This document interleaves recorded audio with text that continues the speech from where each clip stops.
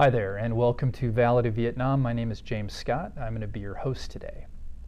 Valley to Vietnam is a joint venture between the Sacramento Public Library and the Vietnam Veterans of America, Sacramento Valley's Chapter 500. It's our intent to trace the arc of experience experienced by our local Vietnam veterans as they went from California and Sacramento to Vietnam and then back again. Today's guest is Ron Price. Ron spent one tour of duty in South Vietnam with the United States Air Force. Ron, it's a pleasure to have you on Valley to Vietnam. Thank you. Welcome, and of course, welcome home. Yes, thank you. Now, we typically talk about this as being essentially a Sacramento-centered program. We expand out a little bit. We're going to the Southland, which is essentially where you grew up. Mm-hmm. If you could, tell us a bit about growing up as a young lad in Southern California, some of the best memories you had about being a kid growing up in LA. Well, it was a great memory. My mother was a single mother, and I was just brought up by her, and it was I had a very happy child life.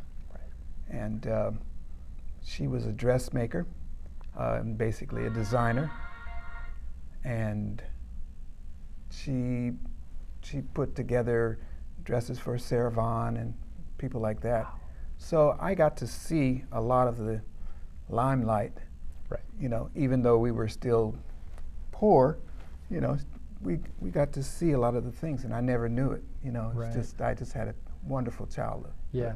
You know, what's interesting is and we're going to talk to this as we move on, but you know, your mother very much a maker, and that's essentially what you became. Yeah. And are, you know, all throughout your life. So when you had reached adolescence, you left LA and you moved to Seattle, Washington. Tell me a little bit about that. Well, I had finished junior high school, and my mother, being from Washington, she asked me if I wanted to go to the World's Fair for the summer. And she said, I have a lot of relatives there, and it, you know, might be a change of pace for me. And so I agreed and went to Washington and fell in love with it. It was really quite different from the LA. Right. And I had a lot of cousins, because she was one of 9, so they all had kids. It was just really a new experience for me. Right, right. And you moved to Seattle, attended Garfield High School, graduated. Now this is the mid-'60s, and America is changing. There's a certain critical mass during the '60s that we're all familiar with, socially, economically, culturally, and then racially. And as you leave Seattle, you come back down to Los Angeles, and this is August 1965. And there's an event that takes place, a pretty traumatic event in American history, the Watts riots. I was wondering if you could speak a little bit to that and your experiences. Well, it was kind of a different situation to come back home and a riot of that magnitude breaks out. And we didn't think it was going to be that bad. And then we ended up watching it every night, and I would see my old friends as I'm doing a homecoming thing on TV, but the only thing, they would be shot up, and you know, it was a bad homecoming for me. Right. Right. But the Watts riot, it was really quite different. We had to go to my aunt's house, which is on the outskirts of the area, which is Crenshaw. And since I was the most darkest complected, or I should say the darkest complected, she had me sit on a phone booth because my mother is fair-skinned. And we rode through the ghetto. Right. And you know, they would look inside the car and see that that I was sitting up there, and they would just let us give a pass through. So it gave you 3 or 4 more inches all of a sudden. Gave me 3 or 4, yeah. All right. And really quickly, you know, we talk about history as being decisions, events, this is more of a human interest thing and very poignant. So moving ahead, 1966 comes around, and again, another cross pressure in American history, and that's the Vietnam War is really ramping up, and your draft notice comes. Can you talk a little bit about that and what led you to the Air Force? My draft notice came up, and I told my mother that I'm going into the Army, and I had no choice. And she said, well, you know, can't you convince them that your mother's only child? And I couldn't convince them of that. And so I said, well, you know, I think I'll just go up to Charlie's, her brother, in Seattle, and see what he can get me into. And so Charlie had this great big carafe of liquor, and one of his buddies was a recruiter. Right. And all he said was, you want to go now or later? You want to be the last one or the first one? So I said, let me be last, right. You know. Right. And right. I was in the Air Force. Okay. Okay. So from the Air Force, you know, you joined, and you make your way to Lackland, and of course, Lackland is where you're going to go through basic training, boot camp, et cetera, et cetera. Tell us about your experience there. Maybe a little intimidating, big change in life. Yeah, it was really intimidating. I mean, it was different because being sheltered as I was, I really didn't look at the big picture. Right. And this was a glimpse at the big picture of how this country's put together. Right. And I got to see all races working together, and you know, even the mean and the nasty, and right. you know, it was just an eye opener. Right, right. And tell us about that obstacle course that oh my goodness, staring you. The first day we got walked to the obstacle course, and there was a 40-foot cliff. No. And he said, this is where it starts. Right. And we all I can remember is seeing that 40-foot cliff and saying, no way. Right, you right, know, right. An obstacle course is an obstacle course, but the 40-foot cliff, right. Whoa. Right, you're in the Air Force now. Yeah, son. yeah. All right, all right. So you make it through boot camp, and eventually you get your MOS, your specialty. Yeah. Tell us a little bit about that. Well, our specialty, the AFC, was called aircraft mechanic. Oh, okay. So being a child that put together model cars in Los Angeles, right. I just love model cars. I love to make them real nice, and you know, I said, well, a mechanic, that sounds pretty cool, you know. Right. And I just equated it to learning how to fix a plane, how to put the plane together, and that was a nice experience. Right. So eventually, you know, being a mechanic and being someone who's got that specialty, that technical specialty, and also acumen, you eventually make your way to Sacramento for a little while. Tell us about your McClellan saga, if you could. Well, I stayed in McClellan for about a year and a half, and we were, you know, doing our mechanics thing on the Super Constellation, the 121 AWACS planes. And it was a day in, day out, kind of a tedious thing to do. And, you know, on the weekends or whenever we got off, we'd have a chance to explore San Francisco. Oh, of course. So that was kind of cool. Right. And then, of course, didn't you have a family member in San Francisco also? Yes, I had a family member in San Francisco, which when I came back, I returned and I came back and visited him all the time. Okay, so you're at McClellan and you're working on these massive planes, and then tell us about your recent experiences with McClellan, if you could. Well, it was kind of nice because I, through life, ended up coming back to Sacramento, right. And now I'm married with 3 kids, and I said, wow, I'm never going to go back there. I'm finished with Sacramento. Right. And I ended up working at the museum.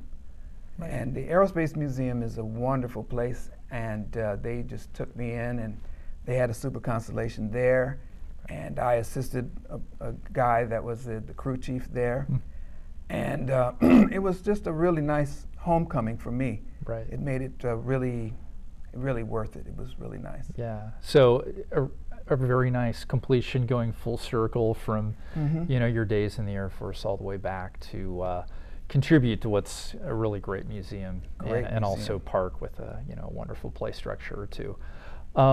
So you're done at McClellan, and eventually you go overseas. And if you could go ahead and tell us about that experience. Yeah, the anxiety built up to a point where the first day or the first night getting there turned out to be my worst experience, because I didn't really know what was going to happen. Right. Anything could have happened. I was just terrified when I got there. And as I settled in that first night, they hit a bomb dump at Benoit and threw me out of the bed, and it was like a welcome note. Right. Yeah. Welcome to Vietnam. And of course, Benoit, this is primary air base just north of Saigon. And the other thing is you'd mentioned, you know, sort of the tension even before you got off the plane. Yes. Tell me about stepping off that Flying Tiger airline in the middle of the night. It was, well, like you said, it was 12 o'clock at night. And as soon as they broke the seal to the door, it was hot, and it was muggy, and it stunk. You know, you could smell death, if anybody knows what that smells like. But it was awful. It was really quite awful, and it was just awful. Yeah. So you settle in. Okay. Yeah. The first day is the worst day. You settle in, and obviously you're a mechanic, but, and we're going to see this recurring, you're an idea guy, and you make things. And so you're involved with, you know, making bunkers around the perimeter. But the story that I find really, you know, pretty poignant and speaking to your talents is what you do with all these excess crates that you find, if you could talk about that. The sergeant told us that we needed some maintenance bunks, and so I said, well, you know, we need tools and wood and nails and things like that. And he said, I've only got a hammer, and that's about it. Right. He said, they're offloading the O1s over there. You might find something over there. And they were just flat pieces of board with, you know, just miscellaneous stuff. Yeah. And he gave me the hammer and went away and said, well, I want it built in a couple weeks. Right. And so I put myself together and went over there and pulled all the long boards out and managed to get everything together and straighten out every nail that I could pull out of the boards. That took about 3 days to line up everything, and we managed to put together a hooch that would shelter all the maintenance guys in the bad weather. Right. It's a pretty amazing story, and it's I mean, talk about resourcefulness. So the next thing is, you know, you worked with constellations and primarily prop planes.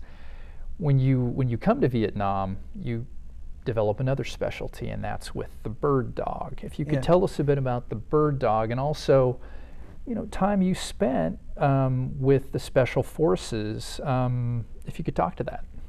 Yeah, there were no bird dog, there were no super constellations in Vietnam. Okay.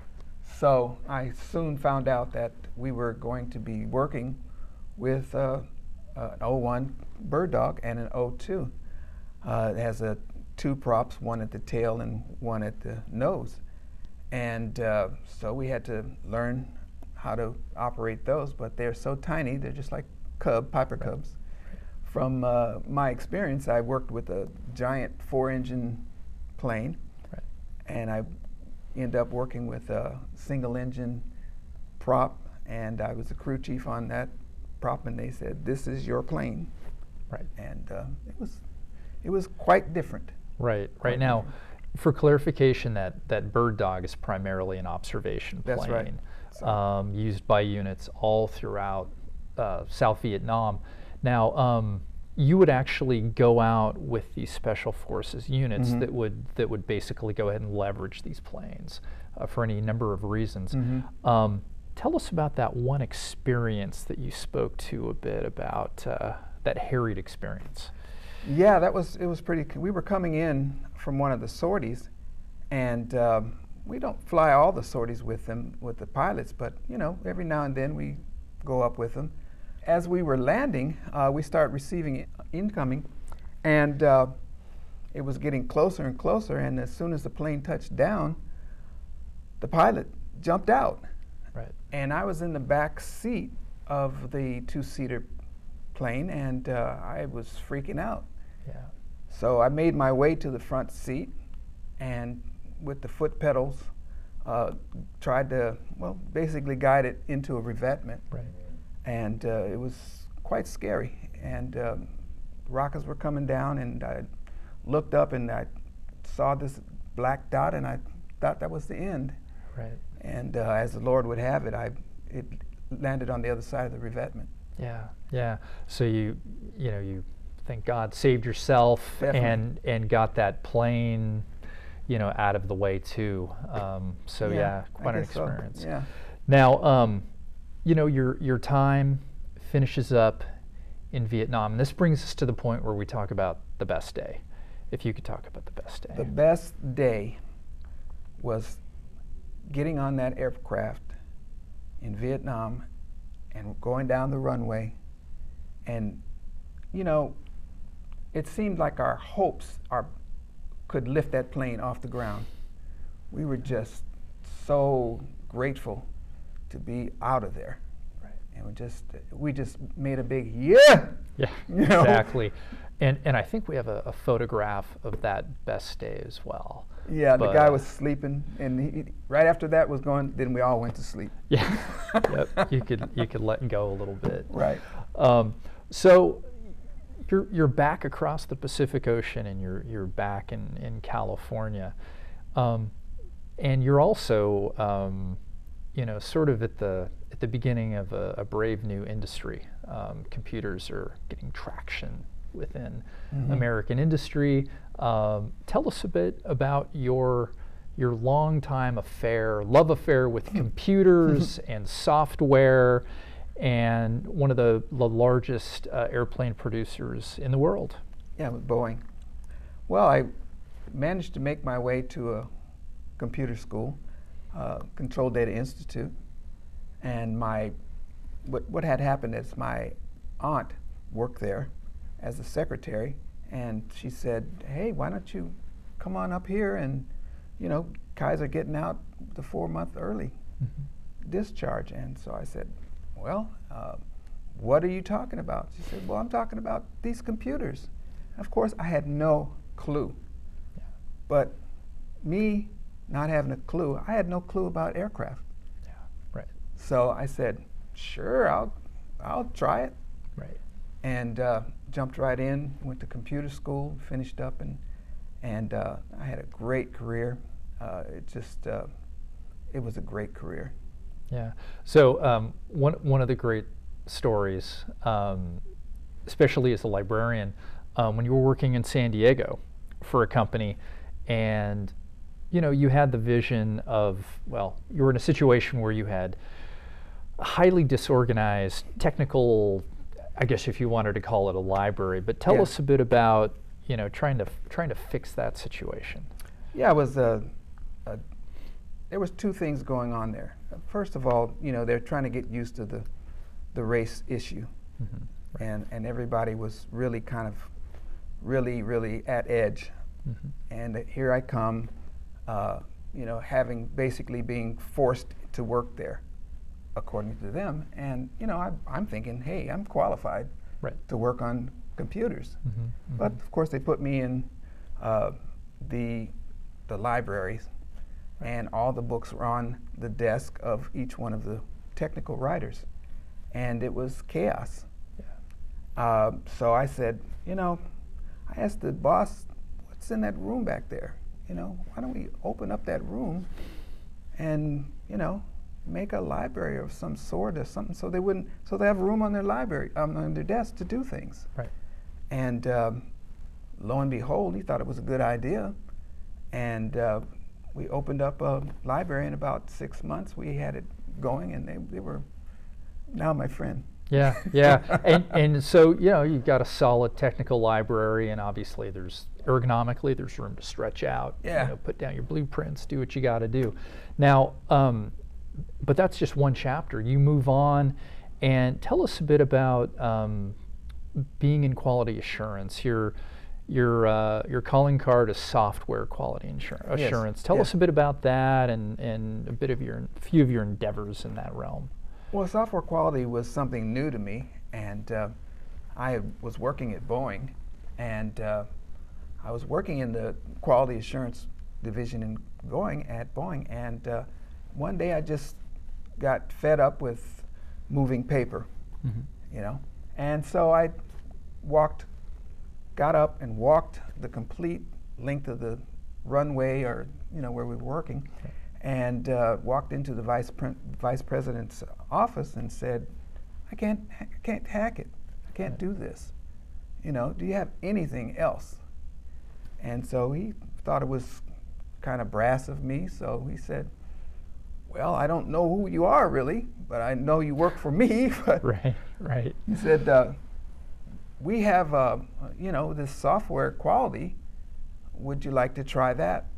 You know, I said, we need a person that knows how to deal with technical manuals and knows how to deal with computers. And so I said, I'll give it a shot. Yeah. And so I started working as a software quality specialist there, and ended up being an engineer at Boeing. And of course, we can look to Ron, to you, as being kind of at the forefront of Silicon Valley. Yeah. Because you spent many years down there. Can you tell us a bit about that being at the baseline of what it was to now be, you know, in Silicon Valley?